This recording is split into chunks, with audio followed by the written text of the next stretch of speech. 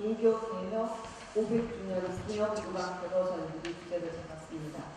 그래서 앞에 연주해 주신 교수님들의 연주곡도 시편을 가지고 작곡한 그런 찬송가에 의해서 연주가 되었습니다. 이 후반부에는 여러분들이 여기 적힌 대로 칼빈의 예배 음악과 칼빈 목사님이 예배 음악의 신학을 실현시키고자 하여서 만들어진 시편가, 거기에 대해서 간단한 설명을 좀 드리고 난 다음에 연주에 들어가게 되겠습니다. 이사야 43장 21절에 보면 이 백성은 내가 나를 위하여 지었나니 나의 찬송을 부르게 하려 함이니라. 여기에서 나타났듯이 찬송은 굉장히 중요한 그런 기독교 예배의 핵심으로 자리를 잡아서 성장했습니다. 구약시대에는 히브리 찬송으로 불려졌고 이것이 그대로 초대교회에 수용이 되었고, 중세에는 그레고리안 찬트와 다성음악이 발달되게 되었고요. 종교개혁 시대에는 여러분들이 잘 아는 마틴 루터의 코랄, 그리고 여러분이 좀 생소한, 잘 알려지지 않은 칼빈의 시편가, 굉장히 중요하게 두 때의 음악 형태가 대두가 됩니다. 또 그 이후에 영국에서는 찬송가 앤썸이라고 하는 그런 양식이 있었고, 미국에서는 찬송가 가스펠이라고 하는 양식으로 이와 같이 찬송은 각 민족의 독특한 음악적 양식과 요소로 창작이 되어 왔습니다. 그래서 찬송은 하나님께 찬양과 영광을 돌리는 노래로서 하나님 중심의 예배 음악이 되어야 합니다. 근데 오늘날 인간 중심의 음악으로 변해가는 경향이 있습니다. 이것은 찬송에 대한 이해와 부족과 지나친 오남용에 의해서 일어나는 현상입니다.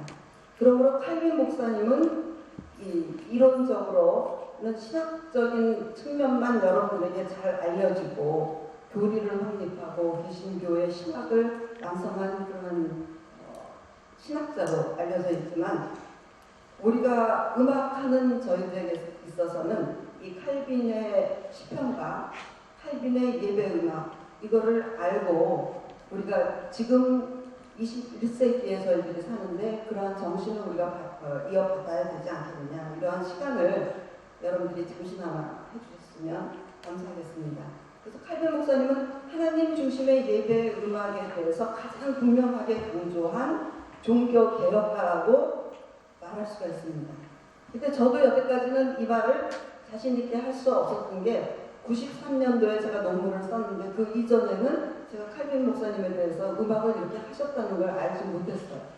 알지 못하니까 무지한 관계로 칼빈 목사님은 음악에 대해서 몰라서 단선율만 불러라, 음악에 대해서 잘 몰라서 악기를 사용하지 말아라, 이렇게 단순한 지식을 갖고 있었는데, 제가 우연히 그 도서관에서 발견한 책을 The Origins of Calvin's Theology of Music이라고 하는 그런 책자를 발견한 이후에 제가 논문을 쓰고, 칼빈 목사님이 이렇게 심오한 교회 음악에 대한 철저한 신학적인 개념을 갖고 있다는 것을 발견하고, 그때서부터 칼빈에 대해서 연구하기 시작했습니다.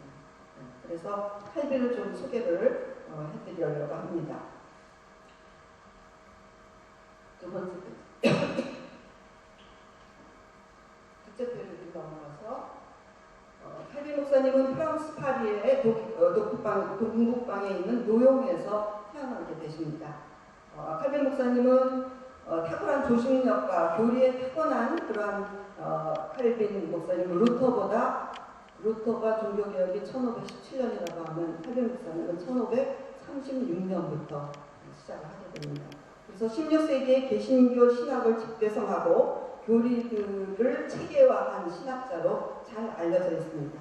이런 칼빈의 영향에 의해서 프랑스에서는 위그노, 영국에서는 청교도, 스코틀랜드에서는 장로교회, 네덜란드에서는 개혁교회, 그 밖에 독일과 스위스 등에서 각각 개혁교회를 만들게 되었습니다.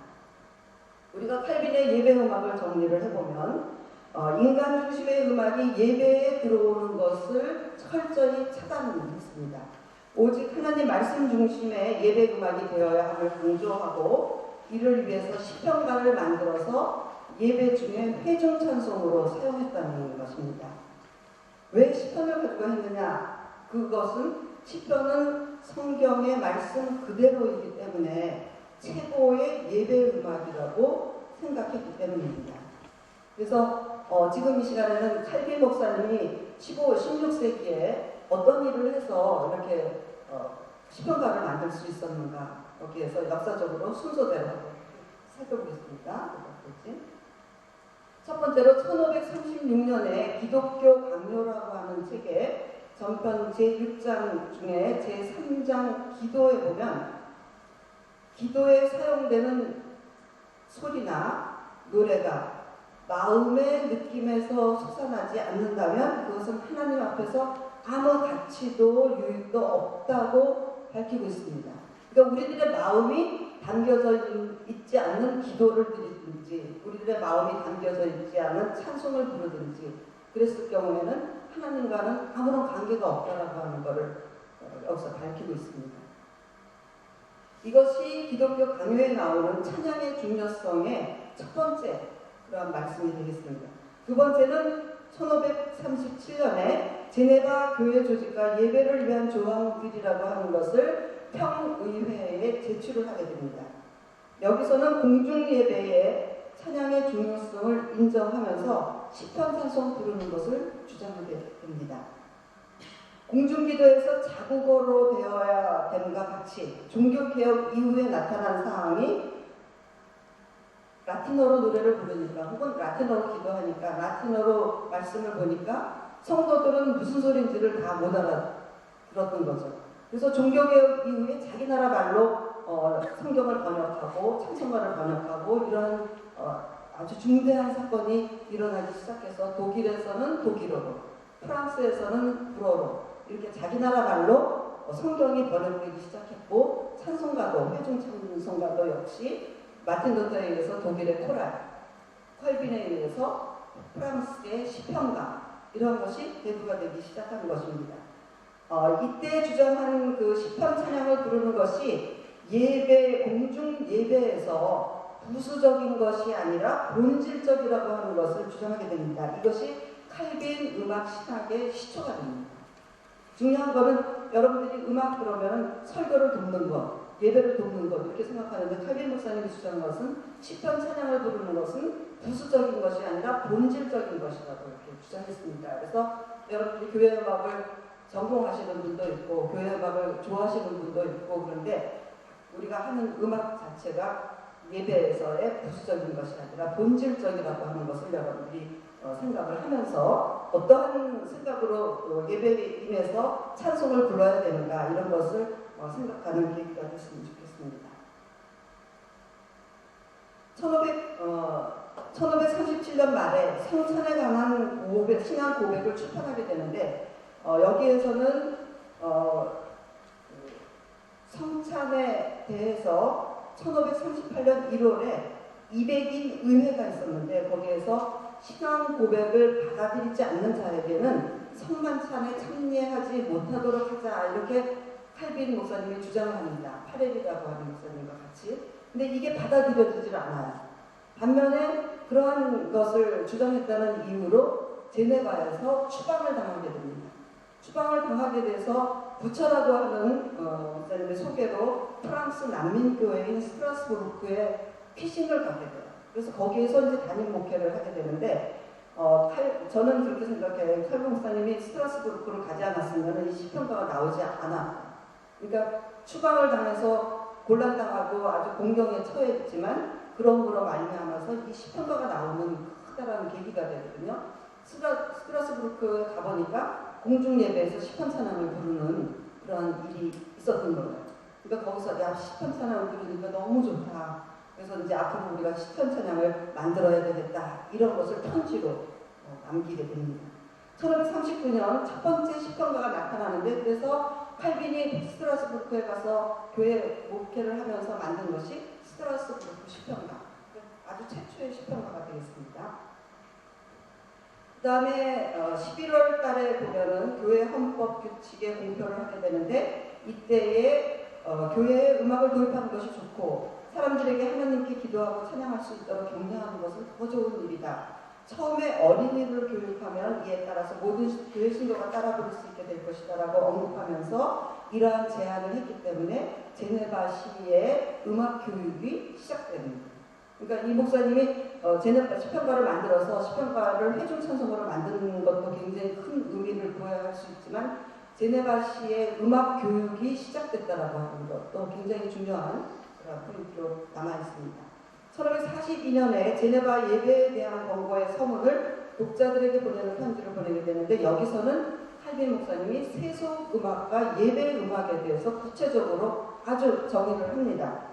세속음악은 사람들을 즐겁게 하기 위해서 만들어져서 가볍고 신중하지 못하며 예배음악은 하나님을 위해 엄숙하게 만들어져야 하므로 시편 가사의 사용을 주장하게 됩니다.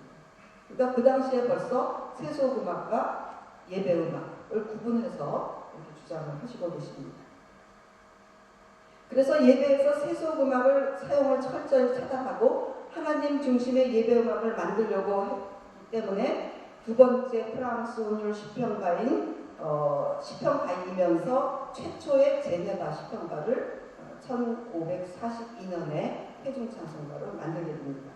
1543년에는 시편가의 가사의 내용이 뭔지 알면서 노래를 불러야 된다라고 하는 그런 말씀을 기록하면서 칼빈 목사님의 교회 음악, 예배 음악에 대한 내용은 일단 거기서 집니다.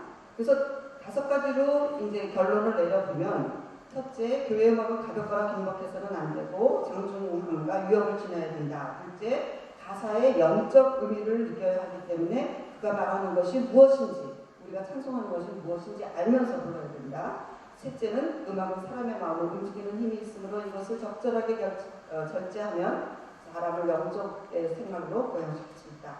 넷째, 음악에 있어서 말의 결합은 중요하다. 그러므로 교회 음악에 사용하는 말, 즉 가사는 성경 안에 있는 것, 즉 시편이나 캔티클. 시편은 여러분이 잘 아실 것이고요. 시편 이외에 성경 말씀에 있는 걸 가지고 가사를 가지고 작곡한 것을 캔티클이라고 하는 용어를 사용합니다.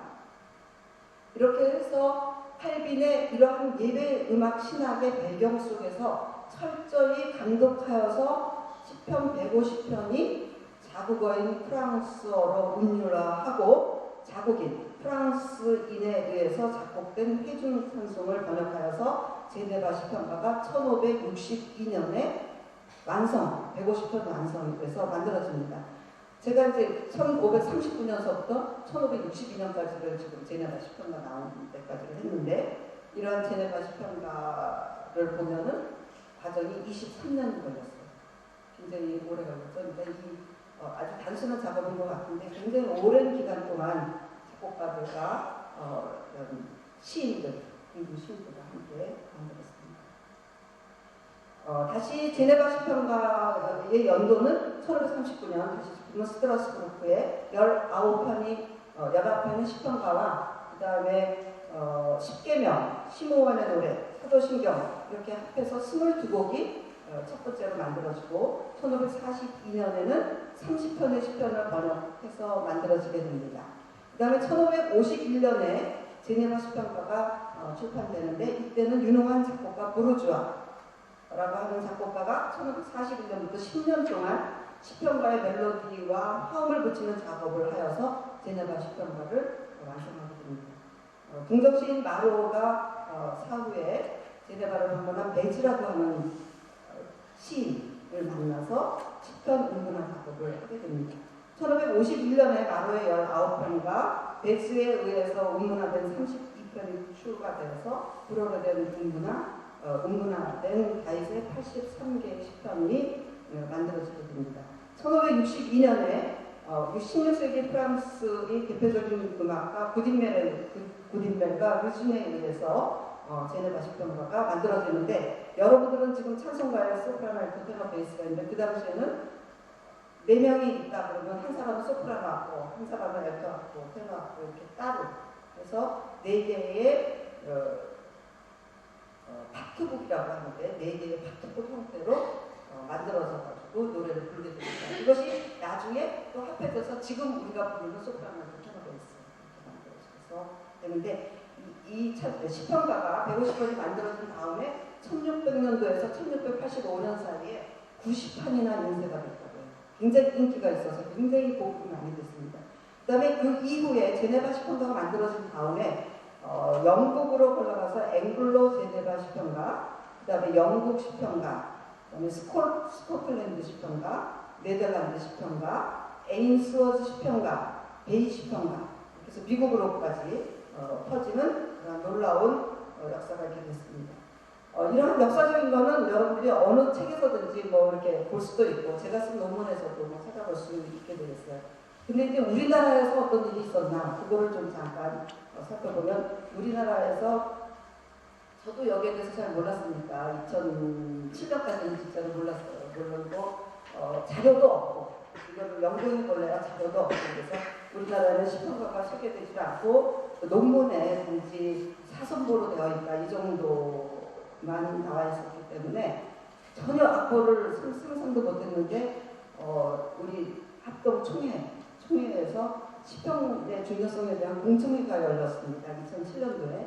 그래서 제가 거기에서 이제 음악에 관련된 거를 발제를 했는데 그때에 사실은 자료가 없어서 너무 고민하고 있는 차에 제가 찬송가 하나를 발견해서 프랑스 찬송가를 발견해 보니까 거기에 앞에 150편 중에 62편이 실려 있었어요. 그래서 그 당시에 소프라노 테너 베이스가 이렇게 만들어졌구나. 그래서 저도 굉장히 놀랐어요. 단소절만 있었던 찬송이라고 생각을 했는데 그 당시에 1500년, 60년대 만들어졌으니까 그 당시에 벌써 소프라노 테너 베이스가 만들어졌다는 게 너무 놀라가지고 논문을 썼어요. 시편의 중요성에 대해서 쭉 쓰면서 제네바 시편과 3분의 1, 그 다음에 아주 그 이후에 저기 많이 번졌다고 그랬죠. 스코틀랜드, 잉글리시 시편과 이렇게 많이 번져있는 시편과 중에 3분의 1을 번역하고 그 다음에 3분의 1은 우리나라 작시자들이 운율화시키고 작곡해가지고 3분의 1, 그래서 한국 시편 찬송가가 만들어졌으면 좋겠다 이런 제안을 했어요. 근데 그래서 총회에서 이제 그 시편 편찬위원회가 만들어져가지고 논의를 하던 중에 2009년도에 한 제네바, 그러니까 칼빈의 제네바 시편가 3분의 1에 해당되는 제네바 시편가를 먼저 만들자 이렇게 합의가 돼가지고 제네바 시편가가 2009년도에 나왔습니다. 그때가 칼빈 탄생 500주 기념으로 나와서 지금 그거 부르는 교회가 꽤 많고요. 지금 3판, 2세 이렇게 해갖고 굉장히 많이 번져 있습니다. 근데 우리들은 오히려 칼빈 목사님에 대해서 신학적으로 많이 공부하고 거기에 그런 그거는 강의 시간에 많이 듣긴 하는데 칼빈 목사님이 시편가에 대해서 너무 이렇게 좀 등한히하고 잘 모르는 것 같아서 이번 기회에 우리가 500주년을 맞이하면서 여러분들이 시편가를 한번 불러보는 그런 시간을 가지려고 합니다. 그래서 저는 원래는 시편가가 마디가 없고 그냥 이분음표, 오음표 이렇게 해서 쉼표 이렇게 되어 있는데 여러분들이 쉽게 접할 수 있도록 박자를 적고 여러분들 그 프로그램을 보면 박자를 적고 이렇게 마디를 나눠놨는데 리듬이 조금 변하는 부분이 있어요. 이렇게 마디를 하다 보니까 원래 멜로디는 그대로 조성이 되어 있고요.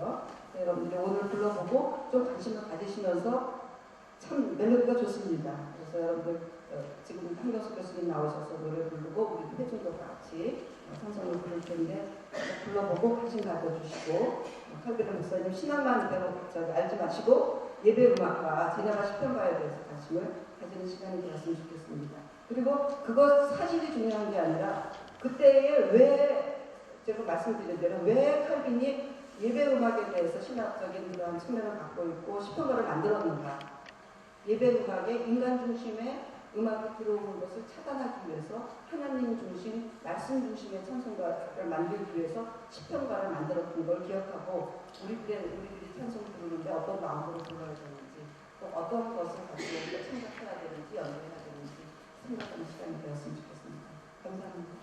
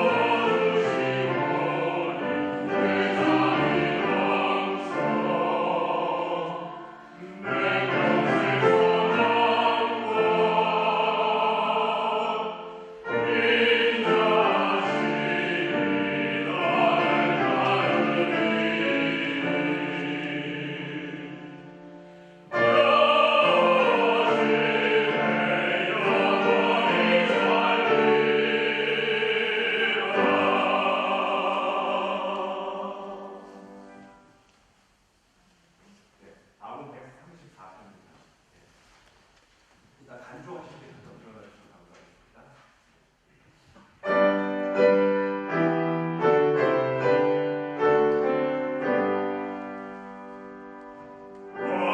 주여